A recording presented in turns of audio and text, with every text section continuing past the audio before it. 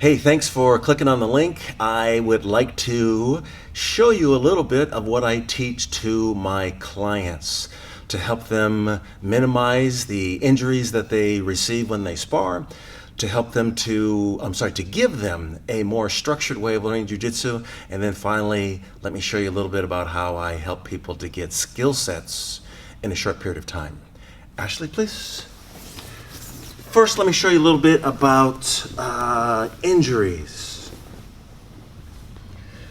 For starters, where I place my elbow, not my hands, where I place my elbow determines whether or not I get caught in arm lock. Let's say that I grab a hold of Ashley's lapel and I got my elbow in the center and there's no pressure. Arm lock, please. So the placement of the elbow wasn't too bad, but there's no pressure. So same thing, but now I press the weight of my upper torso down through my elbow, and I also do a little bit of a crunch with my abs. Same thing, please. Arm lock. Get that leg over the face. Because there is pressure on her hips, she can't spin her hips like she wants to get the angle to throw her leg over the face. Therefore, there's no arm lock. And if there's no arm lock, there's no damage to my elbow. Let me show you another way. I place the lower half. Let's turn this way, please. And come on in close, come down a little closer to the mat. I want you to see this. I place the lower half of my upper arm right next to the upper third of her femur to block any pressure downward. Nope. So arm lock, please. So close, but yet not there. So these are two ways to lower the amount of injuries that you receive on your elbow. This is what I call proper positioning and a bit of pressure. This will help lower the frequency as well as the severity of injuries on your elbow. Next, I'd like to talk to you a little bit about the structure that I use to help students to develop these skill sets. First, I like to start everybody out with the fundamentals. The fundamentals lay the foundation for the basics. What are the fundamentals? Well, in the Jiu-Jitsu that I present, there are 9 of them. Let me share a couple of them with you. Number 1, mindsets, and number 2, proper positioning. Mindsets should guide your training all the time. First mindset that I like to teach the students and mandate that they spend some time practicing and developing is the mindset of safety above all else. Hey, let's look at this Jiu-Jitsu thing that we do. It's quite powerful, and it has the potential to be hard on the joints. It also has the potential to threaten our lifestyle outside of the academy. I can't tell you how many emails I have in my inbox from students who have repeatedly been injured at the academies where they train. Some of them are frustrated, others are this close to quitting, and they're asking me for advice. And so first mindset that I like to emphasize to students is the mindset of safety above all else. Now, it's more than just a mindset. It's about how do you actually practice this art and what kind of etiquette culture do you have in the academy. I'm of the opinion that when you have things like flow roll, well, flow rolling is good, but it doesn't really address the issue.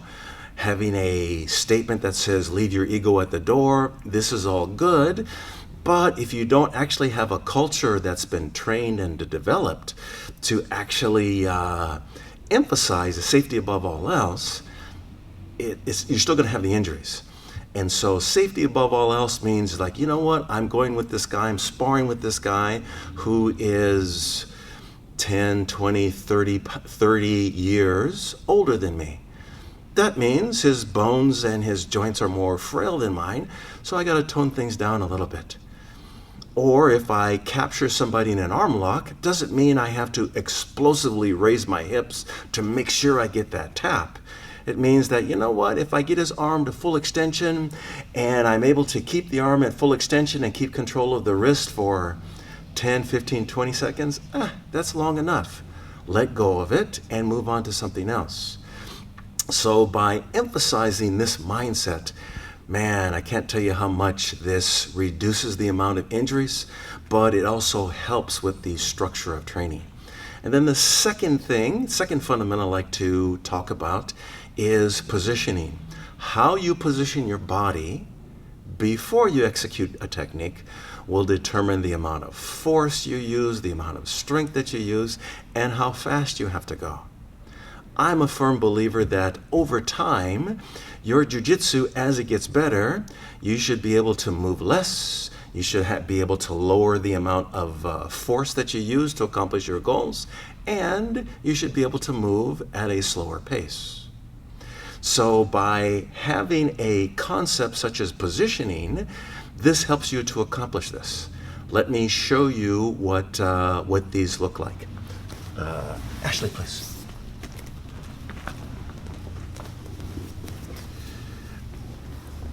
Ashley's the brown belts, I'm the black belt. We're sparring, and somewhere in there, Ashley captures me in an arm lock.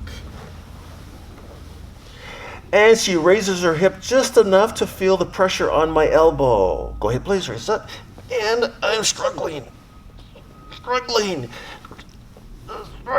And then she's held it for 10 seconds, and then she lets go and goes to something else.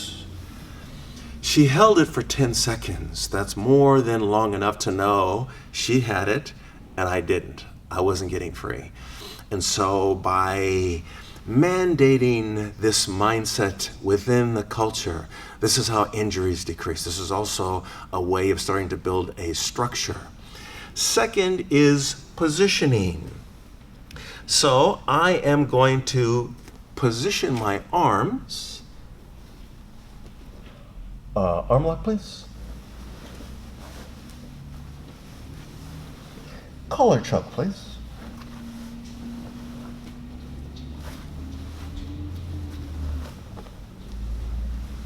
Kimura on my left arm.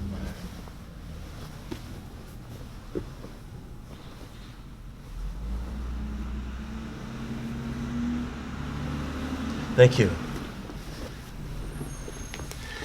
So by learning how to position your arms, your hands, your elbows, your shoulder, your chin, this is very, very important to having a structure to build upon so that when you start to actually learn techniques like under the leg guard pass, over the leg guard pass, or around the leg guard pass, these fundamentals lay a foundation for what it is you're doing.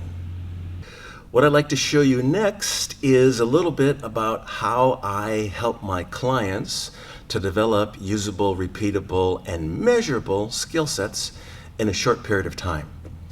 I assume your involvement in Jiu-Jitsu is because you want to learn skill sets, yes? And while learning techniques is an important part of the process, it's actually a very, very small part of the process. Think about learning Jiu-Jitsu like learning basketball. If all I showed you how to do was to dribble the ball in front of you, dribble the ball alongside of you, dribble the ball between your legs, and there's no footwork, there's no movement, and then I put you in a game, are you ready to dribble? Well, let's say I even taught you to dribble, to pass, and to shoot. Are you ready to go to a game yet? No, you gotta learn how to dribble with somebody in front of you. You gotta learn how to pass with somebody in front of you and a bunch of people on the court. So there's this whole process that you have to learn in order to develop a skill set with basketball. It's the same thing in Jiu-Jitsu. Learning technique, it's good, but it's kind of the kindergarten and preschool and kindergarten of Jiu-Jitsu. I'd like to show you a little bit here of how I teach someone to the process of passing the guard. Let me have you take a look. Ashley, please. So in today's lesson, you want to focus on guard passing, yes? Yes, please. So we're going to focus today exclusively on the under the leg guard pass. That's a nice, neat little package. There's a bunch of things involved. First, we have to start out with base. Base is what I do from my floating ribs all the way down to my toes. So I'm going to put my hands here like this. I want you to sweep me. Any sweep. Push my knee. Let's turn this way a little bit.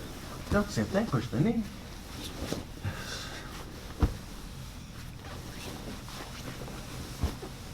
So, what do you feel? Can't sweep you. Can't sweep. So, base is an important part. Again, please. Second part is posture. What I do with my arms. Arm lock, please. Choke. Kimura.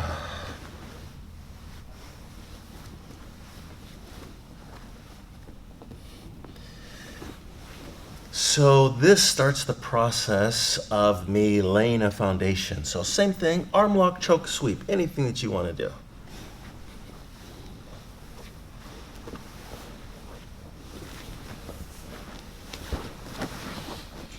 Next, I'm going to control your hip.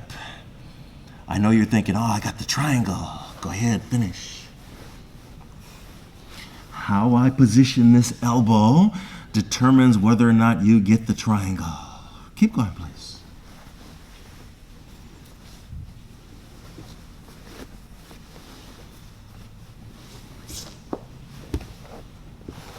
Very good, thank you.